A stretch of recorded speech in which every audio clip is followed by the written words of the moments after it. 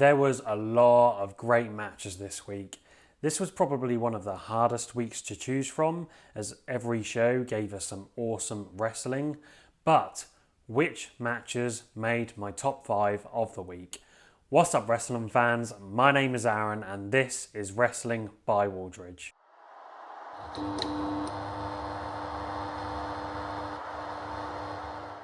If you're new here, welcome to the channel. You can follow me on Twitter at WrestlingByW, and if you enjoy this video, please make sure to leave a like, give it a share, hit that notification bell to be notified of any videos I release, and subscribe. It helps out the channel immensely.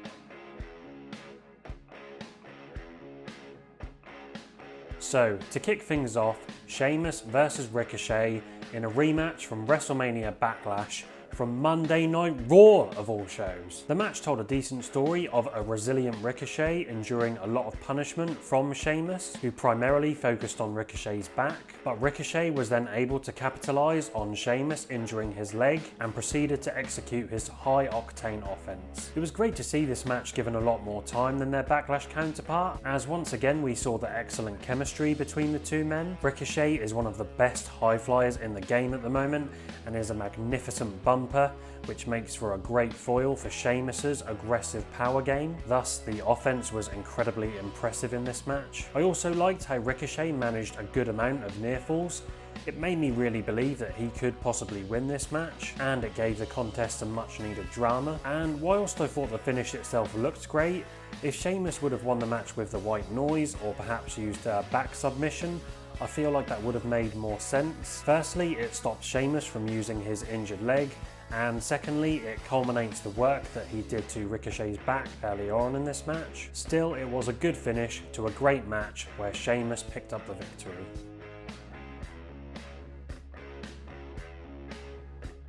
And then next up, we're going back to the X Division, where we saw a match between Josh Alexander against ELP for the X Division title from last weekend's Under Siege Impact pay-per-view. We see Josh immediately target the right leg of ELP, which sets up one story of the match where he looks to prevent the sudden death super kick from ELP's loaded boot, and we see a lot of ankle lock attempts from Josh Alexander in this match. The match then proceeded to tell another story where ELP tries to out-wrestle Josh, which is a pretty bad idea, as Josh Alexander is the much more superior technician. A frustrated ELP then changes up his game plan, uses typical heel ELP shenanigans, and lures Josh into making a mistake.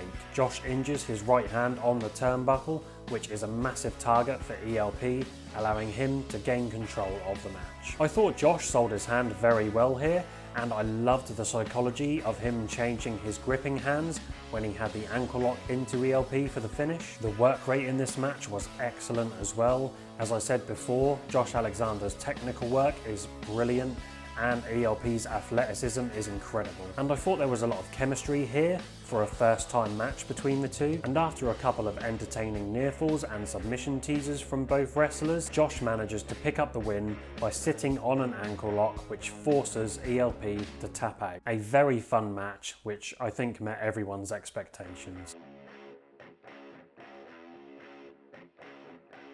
And then we got an awesome fatal four-way match for the Intercontinental Championship between Big E, Kevin Owens, Sami Zayn and Apollo Crews from Smackdown. The match told a typical story of a multi-man championship match where the champion could lose at any point during the match, exemplified in the plethora of exciting near falls, some of which didn't involve Apollo Crews. I also liked the continuation of the Sami Zayn and Kevin Owens storyline, as both men primarily targeted each other in this match, hitting most of their big signature moves on one another. I thought the selling by everyone was solid.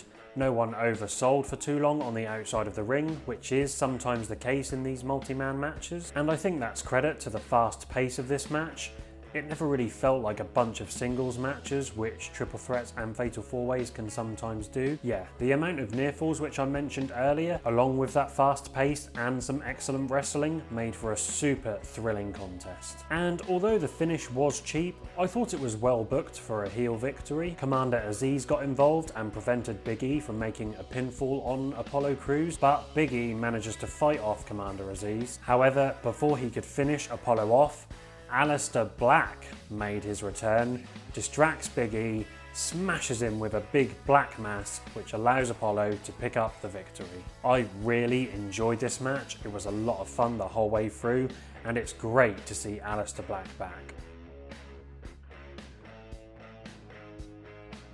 And then we head on over to NXT UK, where we saw an excellent main event match between Tyler Bate and A-Kid for the Heritage Cup Championship. The match told a great story of an even contest between Bate and A-Kid, who knew each other really well as friends and training partners, and this was reinforced by the numerous counters and reversals seen throughout the entire match, as well as the similar game plans executed by both men. And like the X Division match, the work rate here was on another level.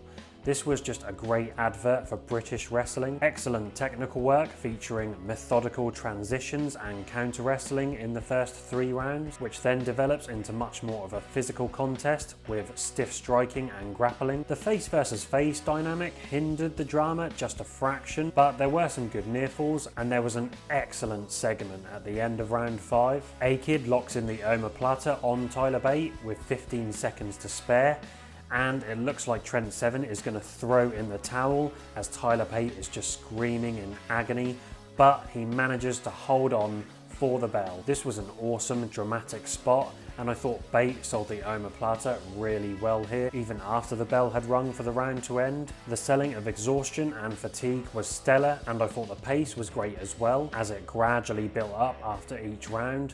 But I did think the finish was a little abrupt, where Bate countered A-Kid and folded him up in a roll-up attempt to get the win. Not bad, but I think I wanted slightly more from it considering what happened at the end of round 5. But yeah, this was a super fun match. And then we saw a steel cage match between Johnny Gargano and thick boy Bronson Reed for the North American title from NXT. The story here saw Bronson Reed overcoming constant distractions and interferences from Austin Theory in a match that had a great power versus speed dynamic, and I really enjoyed the urgency shown by Gargano, who utilised his speed advantage to constantly try to find ways to escape the cage. A smart game plan as opposed to incapacitating Bronson Reed. All in all, I thought this match had excellent psychology. The selling by both men was solid and everything was registered well. It was clever of Gargano to attack the legs of Bronson Reed in order to chop the big man down and counter his power advantage. I thought both men made great use of the cage itself via some excellent high spots, as well as both men just using the cage against one another. And I loved the babyface psychology of Bronson Reed shutting the door when he could have escaped just so he could win via pinfall. And this led into a photo finish where Bronson Reed hits the tsunami onto Johnny Gargano to win the North American Championship. Really happy for my boy Bronson Reed, and this was a great steel cage match. And that is my top 5 wrestling matches of the week. As I said, this was a really tough choice. We saw some other great matches all across the board. We got Asuka Charlotte, Serena Deeb and Red Velvet, Jordan Grace and Rachel Ellering had a great match. We saw Hikuleo and Fred Rosser have a great no DQ match from New Japan Strong, and there were some other great matches from Under Siege as well. But for me, the top 5 I did choose were definitely my favourites. But let me know what your favourite matches of the week were. Let me know your thoughts in the comment section down below, whether you agree or disagree with my choices. And so I'm going to be moving house this weekend, which is exciting stuff. So in my next video, the setting is going to be different, but yeah, we'll see what it's like. Again everyone, if you enjoyed this video, please make sure to hit that like button, give it a share and subscribe. It really helps out the channel. I hope you will have a great day guys, and I'll see you all for the next one. Bye bye.